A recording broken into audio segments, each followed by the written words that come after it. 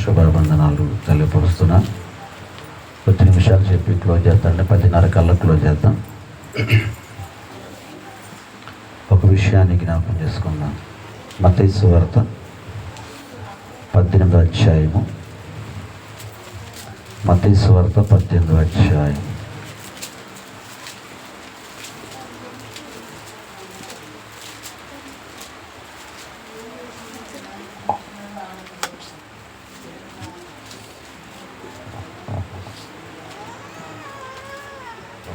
దొరికిందే? మత్తయి సువార్త 18వ అధ్యాయం 34వ వచనం. అందుచేత బాగా వినండి, అందరు తీయండి. వాని యజమానుడు కోపపడి తనకు అచ్చి ఉన్నదంతయు చెల్లించు వరకు బాధపరుచు వారికి వాడిని అప్పగిస్తాడు. మళ్ళీ ఒకసారి అదే వచ్చినాన్ని. అందుచేత వాని యజమానుడు కోపపడి తనకు అచ్చి ఉన్నదంతయు చెల్లించు వరకు బాధపరిచే వారికి వానిని అప్పగించను. స్తోత్రం కలుగును గాక. ఒక విషయాన్ని జ్ఞాపకం చేసుకుందాం. ఎందుకు అనంటే, దేవుని యొక్క లేఖనాలు మనం వింటున్నప్పుడు జాగ్రత్తగా మనము ఆలోచించాలి.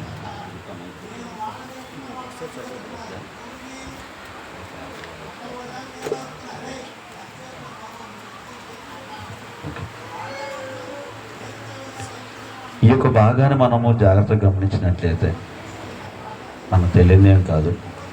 ఒక ఉపమానాన్ని చెబుతున్నాడు. ఎవరికి అంటే సమాజానికి. యజమానుడు ఎందుకు కోపడతాడు అని అంటే, యజమానుడికి బాకీ ఉన్నాడు దాసుడు. ఏంటంట? యజమానుడికి ఎవరు బాకీ ఉన్నారు? సేవకుడు బాకీ ఉన్నాడు. ఇప్పుడు దాసుడు చెల్లించేంతవరకు ఏం చేస్తాడంట? బాధపరిచేవానికి అప్పగిస్తాడంట. బాధపరిచేవానికి అప్పగిస్తానంట. బాధపరిచేది దేవుడా మరొకళ్ళ? అమ్మా, బాధపరిచేది యజమానుడా మరొకళ్ళ? మరొకళ్ళు.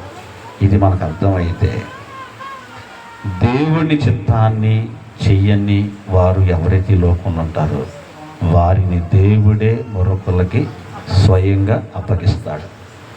అప్పుడు అప్పగించిన తర్వాత నువ్వు ఎంత ప్రార్థన చేసినా నీ ప్రార్థన దేవుడు ఎందుకంటే ఆయన అప్పగించింది. నీకు కరుణెట్టో చెప్పండి. దేవుడే అప్పగించిండు. స్వయంగా దేవుడే నిన్ను అప్పగించిండు బాధపరచటానికి. స్తోత్రం కలుగును గాక. ఈ విషయాన్ని కొంచెం మనసులో పెట్టుకో. ఎందుకంటే అన్న ఇప్పుడు దాకా చెప్పాడు, తను తాను మోసపరచుకుంటే సింహానికి మనల్ని అప్పగించబడతాం. సింహం అంటే కనిపించే సింహాలు కాదండి. కనిపించే సింహాలు కాదు, కానీ సింహం లాంటి సింహం ఉంటుంది. సింహం ఉంటుంది. ఆ సింహానికి మనల్ని అప్పగిస్తే అది ఎక్కడ దొరికిందో ఎవరు కూడా తెలియదు. అంత భయంకరంగా తీర్చుతుంది.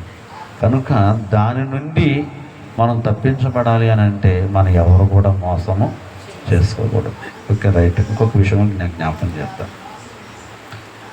యెహెజ్కేలు గ్రంథము 33వ అధ్యాయం.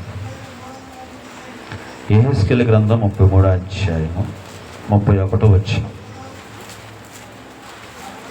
యెహెజ్కేలు గ్రంథము 33వ అధ్యాయము 31వ వచనం.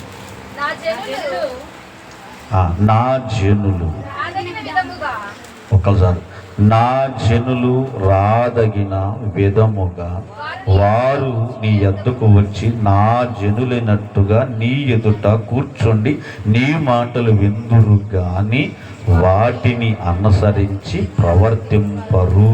నెక్స్ట్, వారు నోటితో ఎంతో ప్రేమను కనపరుచుదురు గాని వారి హృదయము లాభమును కోరుకుంటుంది. స్తోత్రం కలుగును గాక. ఈ సందర్భం ఎవరి గురించి మాట్లాడుతున్నాడు దేవుడు అని అంటే, ఇశ్రాయేలు ప్రజల గురించి మాట్లాడుతున్నాడు. ఏమనుందంట అక్కడ?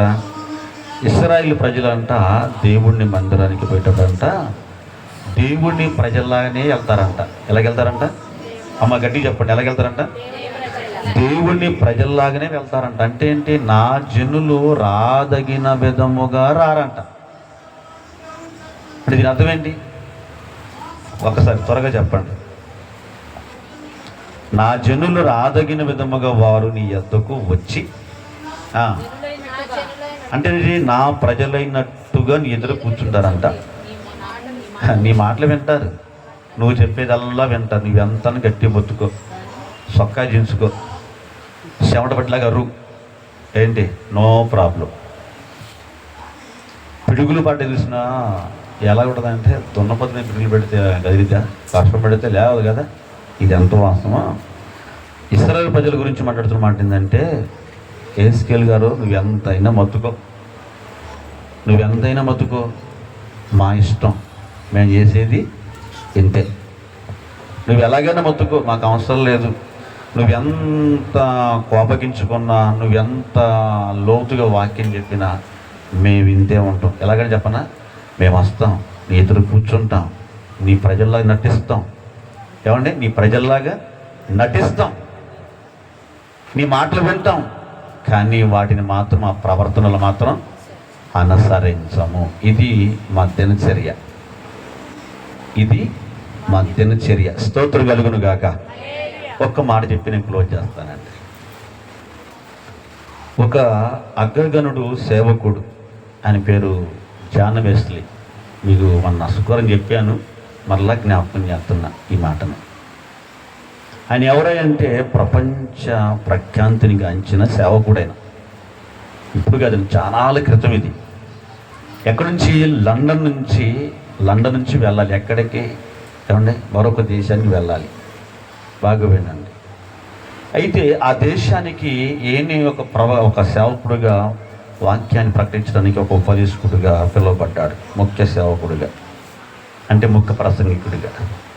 ఇతడు ఎయిర్పోర్ట్లో దిగిన తర్వాత ఆ డ్రైవింగ్ చేసే డ్రైవరు ప్రశ్న అడిగిందండి.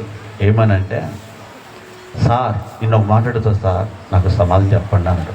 చెప్పండి అన్నాడు. మీరు మారు మనసు పొందారా? ఏం పొందారంట? మీరు మారు మనసు పొందారా అంటే ఈయన పక్కున నవ్వాడు. ఎవరు? International speaker. నవ్వి, నీకేమైనా పిచ్చి పెట్టిందా? ఏంది నీకేమైనా పిచ్చి పెట్టిందా? ఆ సభల గురించి స్పీకర్ ఎవరు అనుకుంటున్నా? నేనే అన్నాడు. దాన్ని పక్కన పెట్టి మరల అడిగాడు, సార్ నేను మరల అడుగుతున్నాను, నువ్వు మారు మనసు పొందావా?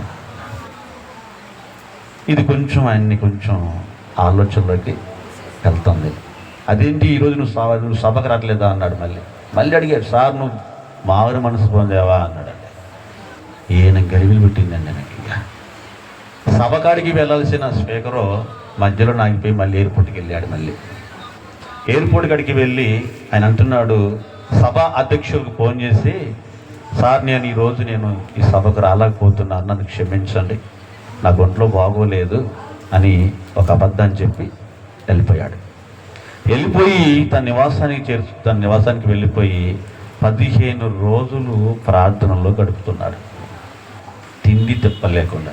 ఇంత ఇంటర్నేషనల్ స్పీకర్ ముట్టుకొని మారు మనసు పొందిన మాట్లాడేంటి వాళ్ళకి? అంటే నాకు మారు మనసు లేకే నేను సువార్తను ప్రకటిస్తున్నాను. నేను బాప్తిసం పొందాను అంటే నాకు మారు మనసు లేకుండా నేను యేసుప్రభువు వారు ప్రకటిస్తున్నాను. ఏంటి అతను అడిగిన ప్రశ్న ఏంటి? వాళ్ళకి విడ్డూరంగా ఉంది అనుకొని లోపలికి వెళ్ళిపోయి మోకాళ్ళు వేసి ప్రభువుతో మాట్లాడుతున్నాడు. ప్రార్థన చేస్తూ అప్పటికే 10 days అయిపోయిందండి. చిన్న రిజల్ట్ ఇచ్చాడు. ఏమనంటే, ఇదిగోండి ఇలాగనే ఒక బోర్డు ఉంది, ఇలాగనే ఒక బోర్డు, నల్ల బోర్డు కనపడుతుంది. 4 పలకలుగా బోర్డు, నల్ల బోర్డు తీపిచ్చాడు. బోర్డు చూస్తున్నాడు. ఎవరు? John Wesley. బోర్డు చూస్తూ ప్రభు మాట్లాడుతున్నాడు, నా కుమారుడు జాన్ వెస్లీ, నీకేం కనబడుతుందంటే, నాకు బోర్డు కనబడుతుంది ప్రభు అన్నాడు. ఎలా ఉంది బోర్డు అంటే, అది బ్లాక్గా ఉంది అన్నాడు. అంటే అప్పుడు అన్నాడు, నువ్వు అడుగుతున్నావు కదా, నాకు నిజంగా మారు మనసు ఉందా ప్రభు అని అడుగుతున్నావు కదా, ఇదిగో నీ హృదయము బ్లాక్ బోర్డుగా ఉంది అంటున్నాడు. అంటే ఎంతకాలము అనేక సభలకు వెళ్ళి అనేక సంఘాలకు వాక్యం చెప్పడానికి వెళ్ళినా ఒక సేవకుడికి మారు మనసు లేదు. స్తోత్రం కలుగును గాక. ఇతడు ఆ బోర్డు కనపడతా దేవుడు మాట్లాడిన తర్వాత ఇక పశ్చాత్తాపంలోకి ప్రారంభించబడింది. ఇతను ఏడుస్తా ఉన్నాడు. ప్రభా ఏంటి ప్రభా అదేంది ప్రభా అని ఏడుస్తా ఉన్నాడు. ఇంకా ఏడుస్తుంటే నో ప్రాబ్లం, నువ్వు మరలా నువ్వేం చేయాలి, మారు మనసు పొందన్నాడు. ఏం పొందాలంట? మారు మనసు పొందమంటున్నాడు. మారు మనసు అంటే బాప్తిసం కాదండి. మారు మనసు అంటే బాప్తిసం కాదు.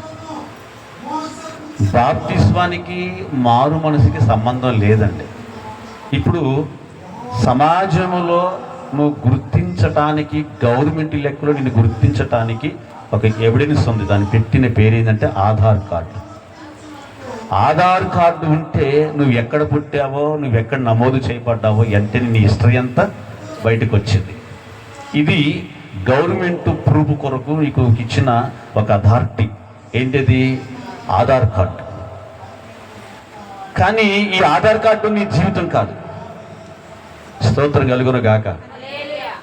అదే విధముగా బాప్తిసం అనేది ఏంటంటే ఈ లోకము నుంచి మనం ప్రత్యేకంగా గడపటానికి ఉపయోగించే పదమే బాప్తిసం. అంతే. ఈ బాప్తిసానికి ముందున్న పదం ఏంటంటే మారు మనసు. దానికి ముందున్న పదం ఏంటి? మారు మనసు. ఈ మారు మనసు పొందటానికి, ఈ మారు మనసు రావటానికి ఒక సేవకుడు గదిలో తిండి తిప్పల మానేసి గుండెల బాదుకొని ప్రార్థన చేస్తున్నాడు.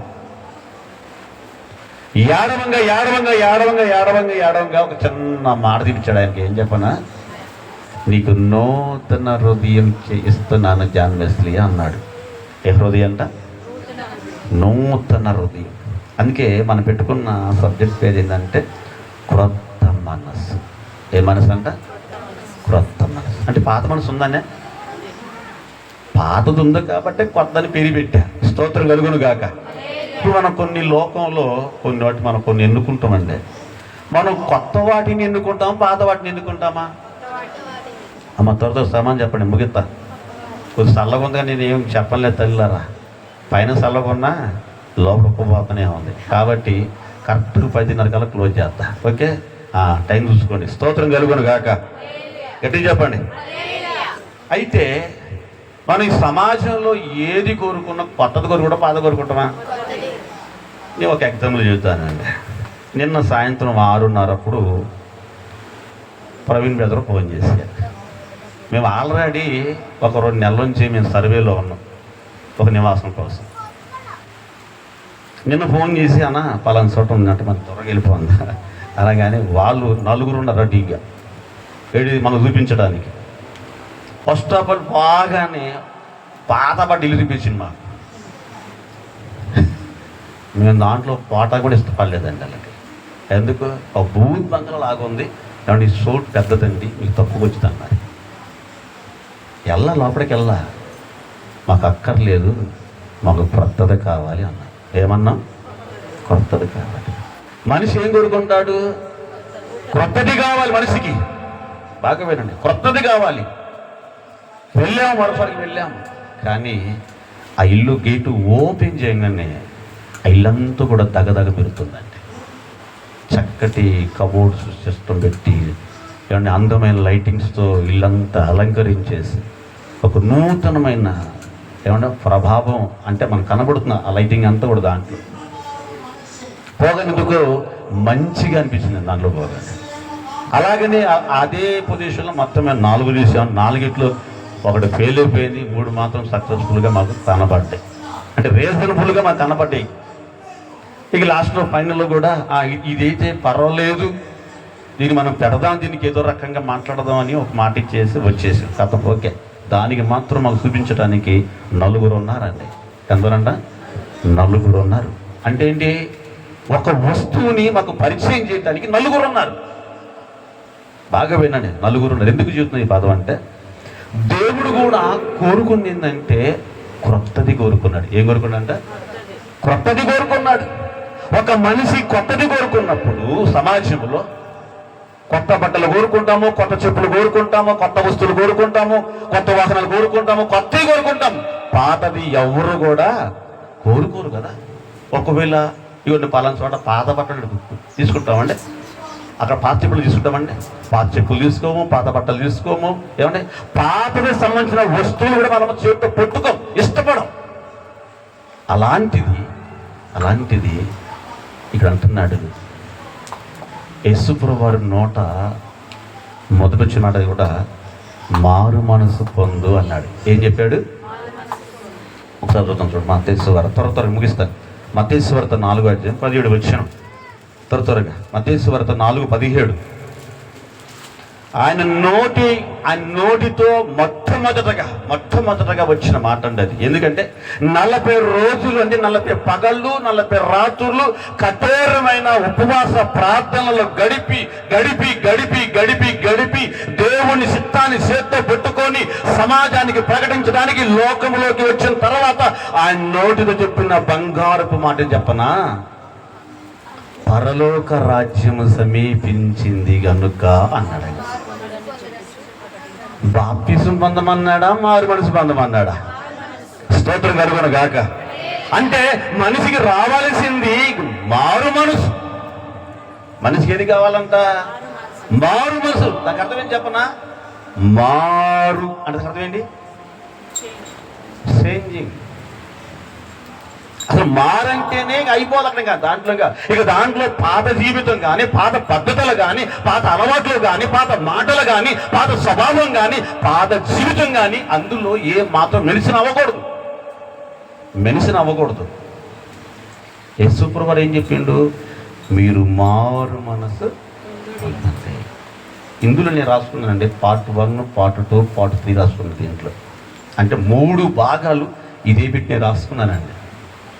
అసలు మారు మనసు అంటే ఏంటి? అలాగే ఎలాంటి వారికి ఈ మనసు ఉంటుంది, ఈ మనసున్న వాళ్ళు ఎలా ఉంటారు, వాళ్ళకి ఏం చేస్తారు, వాళ్ళకి మొత్తం 3 భాగాలుగా నేను రాసుకున్నాను. కాబట్టి ఈ మొదటి భాగంలో ఒక్క మాటని చెబుతాను నేను. క్రొత్త మనసు. ఎటదంట? క్రొత్త మనసు. చూద్దామా? మంచి మేడం కుమ్మరకమడ చూద్దామా? చూడండి ఒకసారి. కొరింథీయులకు రాసిన 2వ పత్రిక 5వ అధ్యాయం. కొరింథీయులకు రాసిన పత్రిక 2వ పత్రిక 5వ అధ్యాయం 17వ వచనాన్ని మనం చూడగలిగితే ఇక్కడ మంచి మాట రాయబడి ఉందండి. కాగా ఎవడైనాను బాగా వినండి. ఎవరైనాను ఒకవేళ క్రీస్తు యేసునందు ఉన్న ఎడల అన్నాడు, వాడు నూతన సృష్టి. బాగా నూతన సృష్టి. పాతవి గతించినయా, పాతవి ఉన్నాయా? మా గట్టి చెప్పండి. పాతవి గతించెను, ఇదిగో సమస్తమును నూతనమాయను, క్రొత్తవాయను. అంటే క్రొత్తది. ఇక్కడ సంఘాన్ని ఉద్దేశించి మాట్లాడుతున్న మాట ఏంటంటే, ఒకవేళ ఎవడైనాను క్రీస్తు నందున్న ఎడల అన్నాడు. ఎలాగంట? క్రీస్తు నందున్న ఎడల వాడు నూతన సృష్టి. అంటే బాప్తిసం పొందిన రోజు ఒక్కరోజు మాత్రం ఎలా చెప్పినాడే, ఆ రోజు మాత్రం బాగా చాలా పరిశుద్ధమైన దూతలాగా మనకు కనబడతాం. ఉంటామండి చెప్పండి. ఆ ఒక్కరోజు ఉంటామంటాం చాలా నెక్కించుకుంటాం ఆ రోజు. అలాగే ఇది ఒక్కరోజు మాత్రం పరిమితం కాదండి. మనం పోయిన ఆదివారం ఏం చేసుకుని ఇక్కడ ఏం చేసామని ఇక్కడ మదర్స్ డే. స్తోత్రం కలుగును గాక. ఎటు చెప్పండి. మదర్స్ డే ఒక్కరోజు సంబంధించిందా, జీవితానికి సంబంధించిందా? 360 రోజులు సంబంధించిన పదం అది. మనం ఏం చేసామంటే ఆ ఒక్కరోజు మాత్రం దండేసేసి సాల్వా కప్పేసి కేక్ ముక్క పెట్టేది గుడ్ బాయ్. మళ్ళీ సంవత్సరానికి మళ్ళీ బతుకుంటే స్తోత్రం కలుగురు కాక. బతుకుంటే సంవత్సరం మళ్ళీ కూర్చేసి మళ్ళీ కూర్చోబెడతా నిన్ను. అవునగా చెప్పండి. కానీ ఇదిగా దాని పద్ధతి ఏంటంటే 360 రోజులు కూడా ఏం చేయాలంట? తల్లిని తల్లిగానే చూడాలి. కరెక్టే. మరి తల్లిగా ఉండాలిగా. తల్లిగా ఉంటేనే తల్లి అంటారు. అవునగా చెప్పండి. తల్లి తల్లిగా ఉంటే తల్లి అంటారు. ఇది ఎంత వాస్తవం. ఇక్కడ కూడా ఏమంటాడంటే యేసుక్రీస్తులోనంట ఒకవేళ నువ్వు క్రీస్తు నందు ఉన్న ఎడల నువ్వెవరు అంట నూతనమైన వాడివి అంటున్నాడు. నూతనమైన వాడివి. నూతనమైన వాడివి అంటే నీలో ఏ మాత్రం పాత జీవితము కనిపించదంట. స్తోత్రం కలుగును గాక. మరి ఈరోజు ఒకవేళ క్రొత్త జీవితం లేకపోతే క్రొత్తది కనపడాలంటే ఇది చాలా ఇంపాసిబుల్ అండి. బైబిల్లో ఏముందంటే, ముగిస్తాను, బైబిల్లో ఏముందంటే యేసుప్రభువు వారి చేతిలో కొడవలు ఉంది, ఒక చేతిలో చాట ఉంది. ఎందుకు చెప్పరేమండి? ఎందుకు? కొడవలు దేనికి? కొయ్యటానికి. చాట ఎందుకు? ఎత్తడానికి కాదు, చెరగటానికి. బియ్యం ఎత్తుతా చెరుగుతా? చెప్పరే గట్టిగా. చాట చెరగటానికి పనికొచ్చింది. అందుకే ఆయన చెరుగుతాడు, తూర్పాలు వస్తాడు. దీని అర్థం ఏంటి? దీని అర్థం చెప్పనా? మారు మనసు కలిగిన గింజలు ఏవైతే ఉన్నాయో అవి రాశిలాగా పడతాయి. ఒక మాట చెప్తాండి. మారు మనసు అంటే అర్థం ఏంటి? మారు మనసు అంటే చేంజింగ్ అయినోళ్ళు. అవునా? అయినోళ్ళ కాదా చెప్పండి. ఇప్పుడు మనం ఓ 10 మంది ఉన్నాం అనుకోండి. మనం 10 మంది ఉన్నాం. ఇప్పుడు ఈ 10 మందిలో ఒకటే స్వభావం ఉంటుంది, ఉండాలి. మారు మనసు అంటే 10 మందికి ఏముండాలి? ఒకే స్వభావం ఉండాలి. 10 మందికి ఒకే స్వభావం ఉండాలి. 10 మందికి ఒకటే మాట ఉండాలి. అవునా కాదు చెప్పరేమండి? దీన్ని మారు మనసు అన్నారు. దీన్ని అంటే మారు మనసు పొందిన వాళ్ళకి హెచ్చించే స్వభావాలు ఉండవు.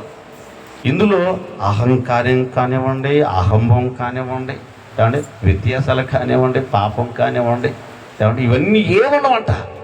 అంటే చిన్నపిల్ల మనస్తత్వం కావాలి. ఎవరికే? మారు మనసు ఒకవేళ నీకు నిజముగా ఉంటే నీలో ఒక పసిపిల్ల తత్వం కనపడాలి. పసిపిల్ల తత్వం. అది నా మాట కాదండి, యేసుప్రభువు వారి నోటితో చెప్పాడు. చూద్దాం సార్. మత్తయి సువార్త 18వ అధ్యాయం. మత్తయి సువార్త 18వ అధ్యాయం. ఇక్కడ ఒక ఆలోచన కలుగుతుంది శిష్యులలో. ఏంటంటే పరలోక రాజ్యంలో ఎవడు గొప్పోడు. నేను సంఘంలో పెద్దగా పనిచేస్తున్నాను, నేను లేకపోతే సంఘం లేదు కాబట్టి నేను సంఘంలో చాలా గొప్ప పని చేస్తున్నాను, నా పాత్రకు న్యాయమేంటి పరలోక రాజ్యములని ఈ 10 మంది శిష్యులలో ఒక గందరగోళం కలిగింది. ఎవరికంట?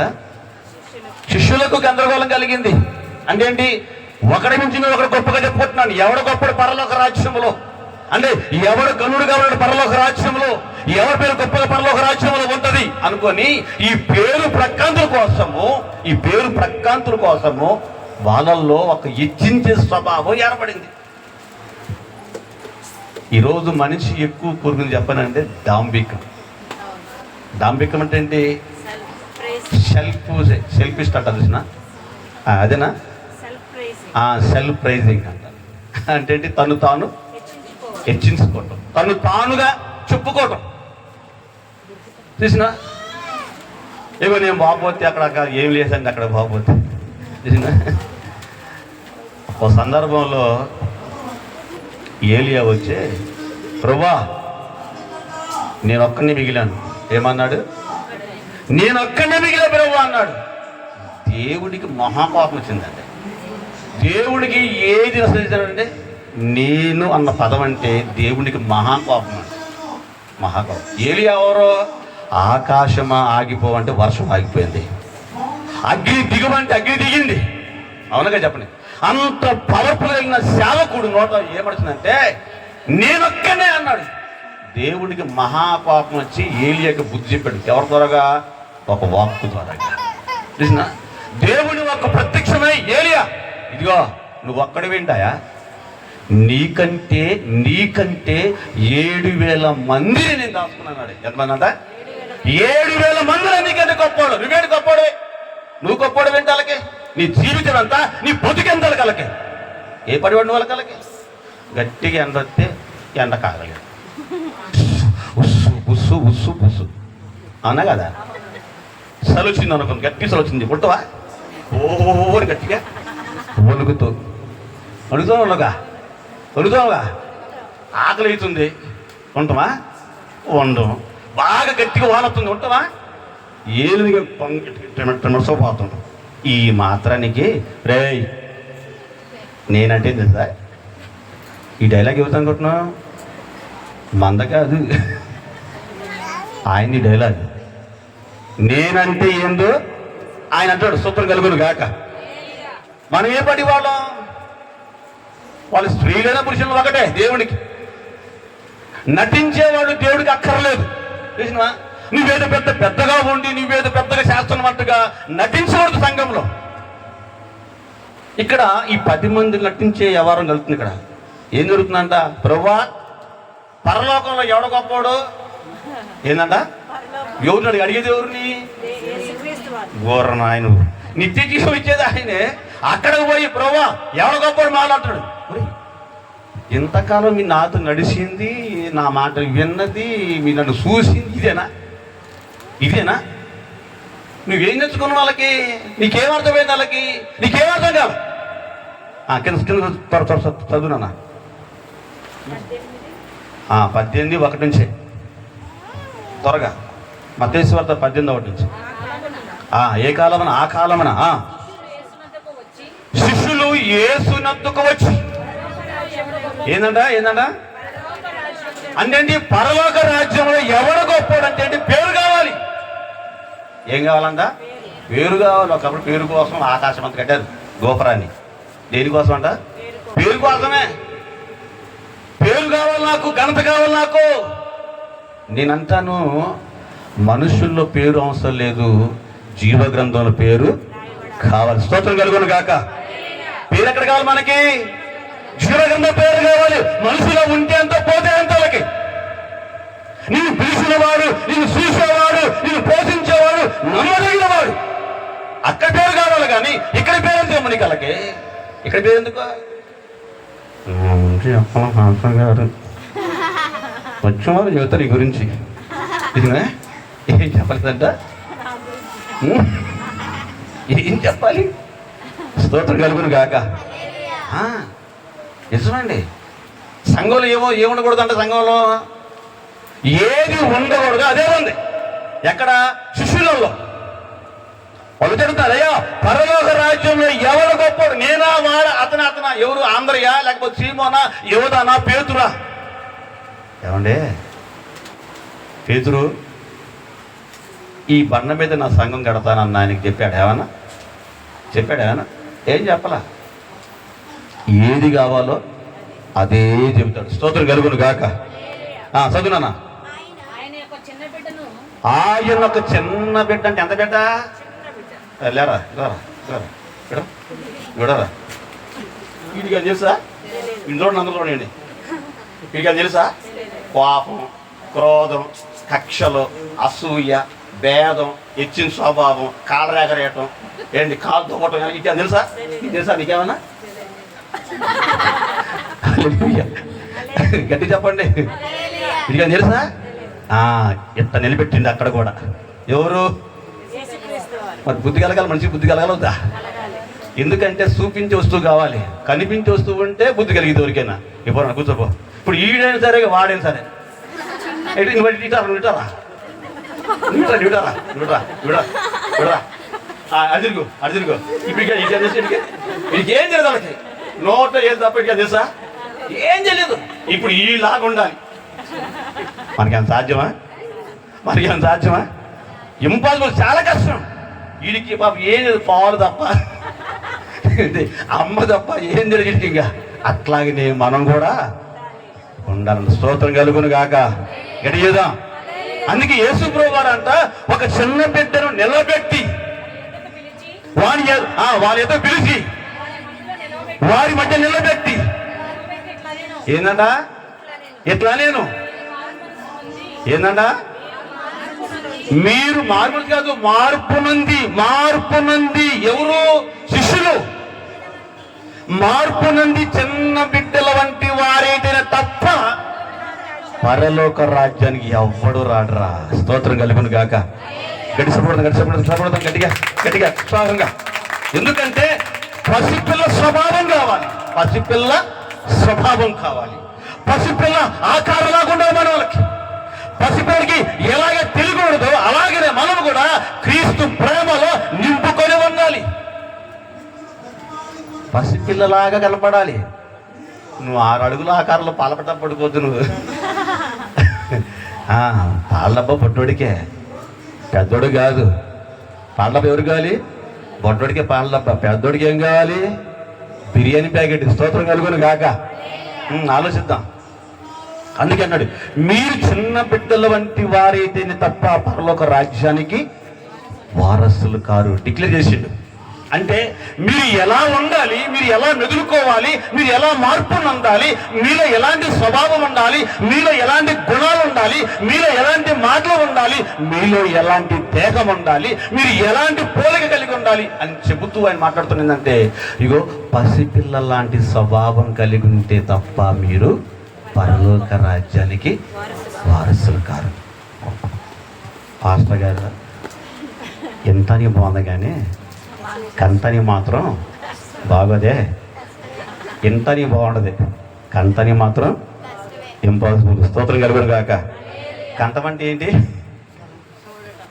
ఎన్న వాటిని, కన్న వాటిని, తాకిన వాటిని మేము చెప్పకుండా బతకలేము. ఇది కన్న వాటిని అంటే క్రియారూపకం. ఏంటంట? క్రియారూపకం. ఒకవేళ పసిపిల్ల లాంటి దేహం మనకు రావాలి, లేక పసిపిల్ల లాంటి స్వభావం మనకు రావాలంటే ఫైనల్గా ఒక మాట ప్రార్థన చేస్తా. ఫైనల్గా యెహెజ్కేలు గ్రంథము 36వ అధ్యాయం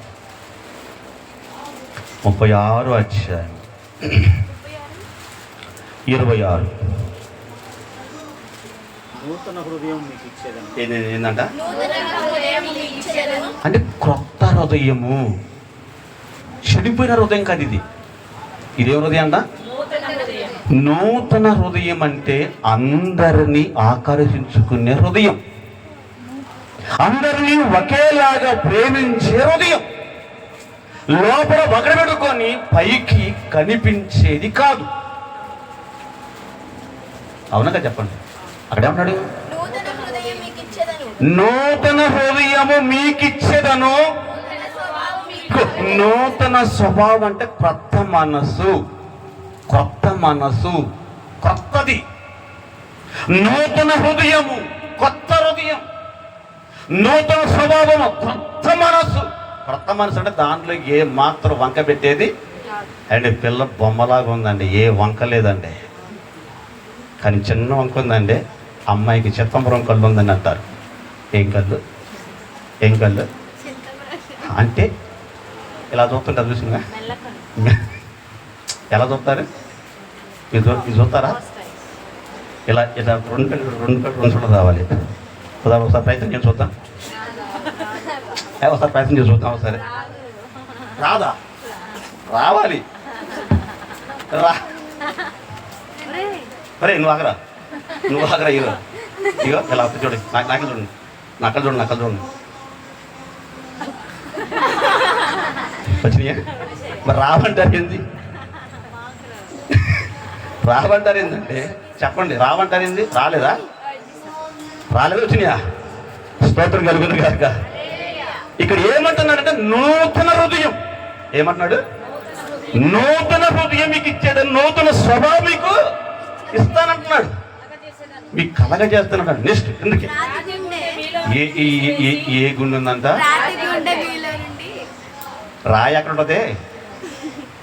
చెప్పలేమండి. కొండల మీద ఉంటాయి రాళ్ళు. కొన్ని పెద్ద రాళ్ళు ఉంటుంది. ఈ రాళ్ళు పగలడానికి ఏం పెడతారు? పెద్ద అనుభవం పెడతారు. ఎందుకు? బండలు బ్లాస్ట్ అవుతాయి. గమనిక చెప్పండి.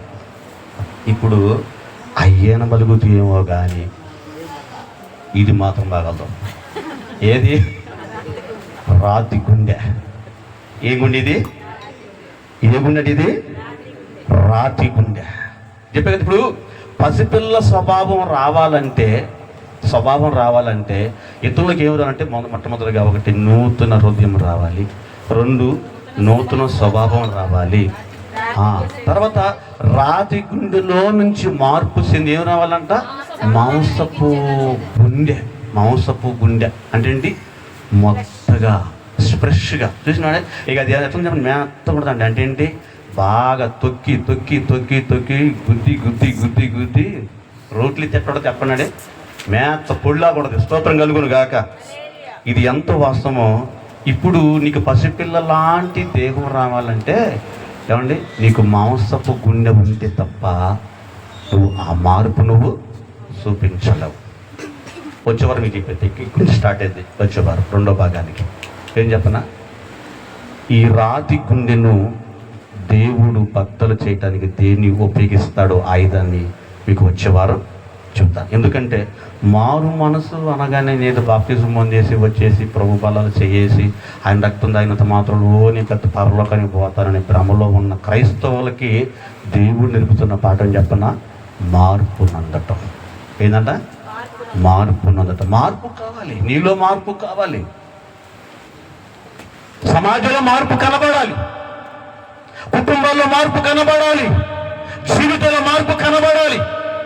నువ్వు ముందు పోతుంటే 10 మందిని నీ గురించి గర్వంగా చెప్పుకోవాలి.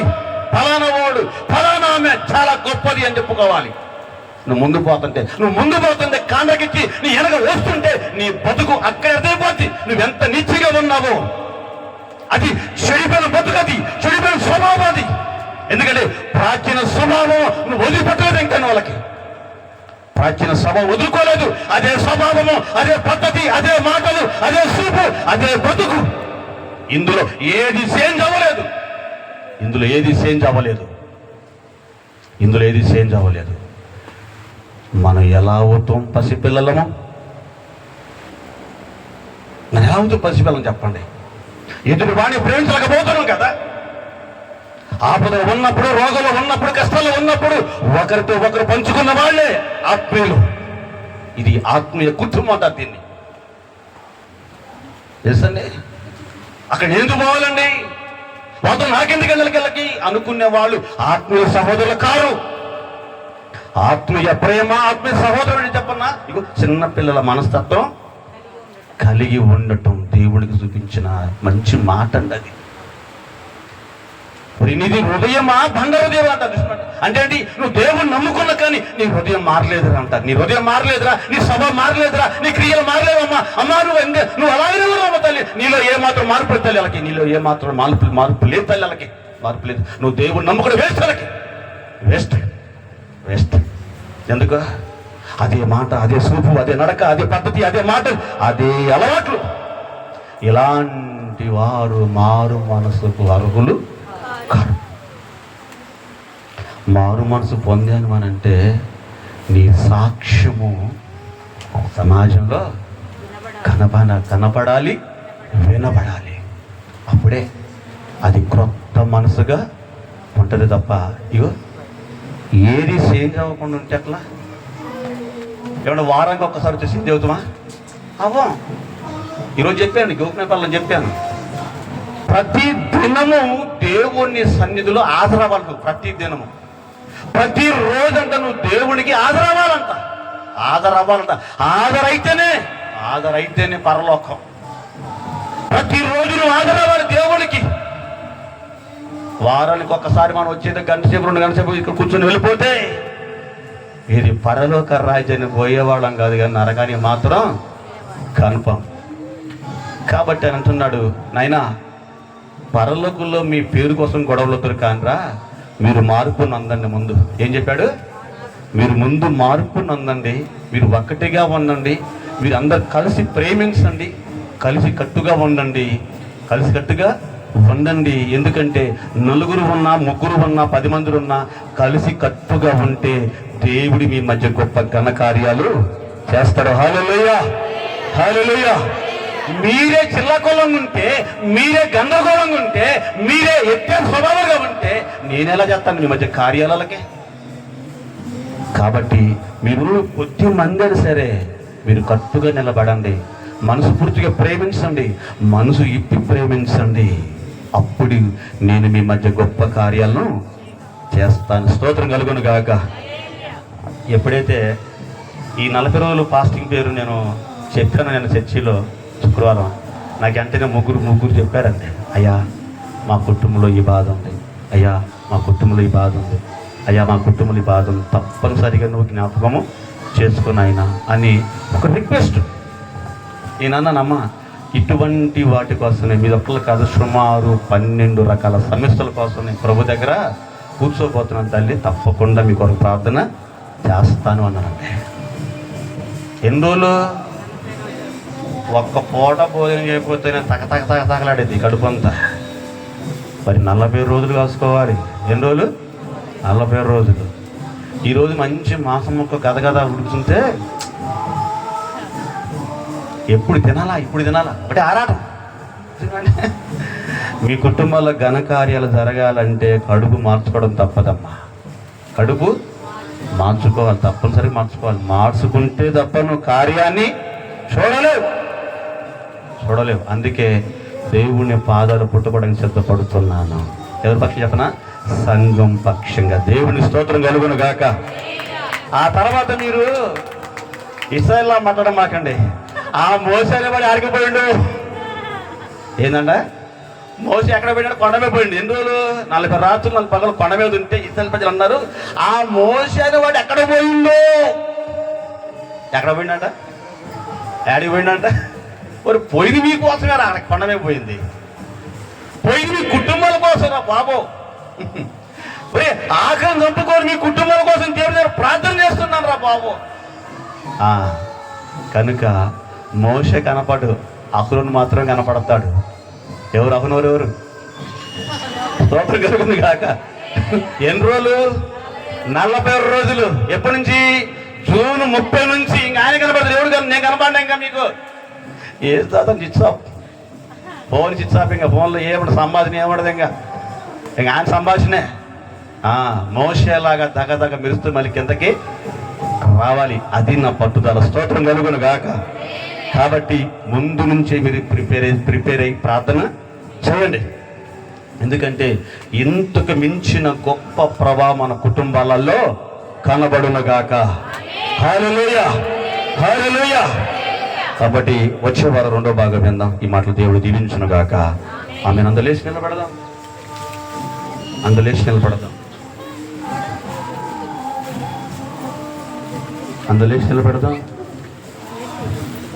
మరి అభివృద్ధి పాట పాడుతున్నాడు. అందరూ కూడా మరి